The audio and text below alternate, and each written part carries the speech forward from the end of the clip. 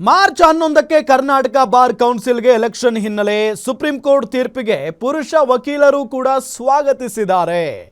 ಮಹಿಳಾ ಮೀಸಲಾತಿ ಸಂಬಂಧ ನೀಡಿರೋ ತೀರ್ಪು ಸ್ವಾಗತಿಸಿದ್ದಾರೆ ಪುರುಷ ವಕೀಲರು.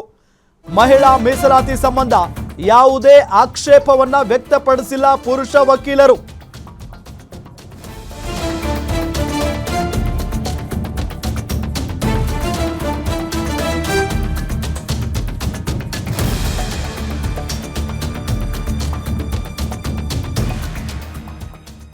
ಮಾರ್ಚ್ 11ಕ್ಕೆ ಕರ್ನಾಟಕ ಬಾರ್ ಕೌನ್ಸಿಲ್ಗೆ ಎಲೆಕ್ಷನ್ ಹಿನ್ನೆಲೆ ಸುಪ್ರೀಂ ಕೋರ್ಟ್ನ ತೀರ್ಪಿಗೆ ಪುರುಷ ವಕೀಲರು ಕೂಡ ಸ್ವಾಗತಿಸಿದ್ದಾರೆ. ಮಹಿಳಾ ಮೀಸಲಾತಿ ಸಂಬಂಧ ನೀಡಿರೋ ತೀರ್ಪನ್ನು ಸ್ವಾಗತಿಸಿದ್ದಾರೆ ಪುರುಷ ವಕೀಲರು. ಮಹಿಳಾ ಮೀಸಲಾತಿ ಸಂಬಂಧ ಯಾವುದೇ ಆಕ್ಷೇಪಣೆಯನ್ನ ವ್ಯಕ್ತಪಡಿಸಿಲ್ಲ. ಪುರುಷ ವಕೀಲರ ಸಹಕಾರಕ್ಕೆ ಮಹಿಳಾ ವಕೀಲರಿಂದ ಅಭಿನಂದನೆ. ಮಹಿಳಾ ಮೀಸಲಾತಿ ಸಂಬಂಧ ಯಾವುದೇ ಚಕಾರ ಎತ್ತಿಲ್ಲ ಪುರುಷ ವಕೀಲರು. ಆ ಹಿನ್ನೆಲೆ ಪುರುಷ ವಕೀಲರಿಗೆ ಅಭಿನಂದನೆಯನ್ನ ಸಲ್ಲಿಸಿದ್ದಾರೆ ಮಹಿಳಾ ವಕೀಲರು. ಗ್ಯಾರಂಟಿ ನ್ಯೂಸ್ಗೆ ವಕೀಲರಾದ ಜ್ಯೋತಿ ಎಂ ಮರಡಿ ಹೇಳಿಕೆಯನ್ನ ಕೊಟ್ಟಿದ್ದಾರೆ.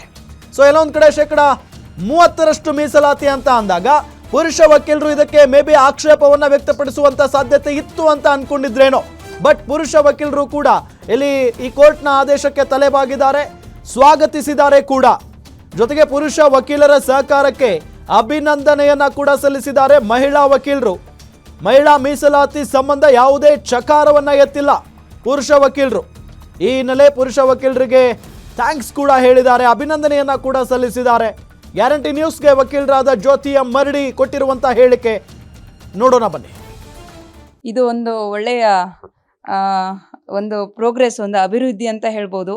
ಯಾರೇ ಪುರುಷರು ಒಂದು ನಮ್ಮ male fraternity advocates never objected and they heartfully welcomed this judgment and well cooperated, and I'm really grateful to all my advocate fraternity that everyone welcomed women reservation.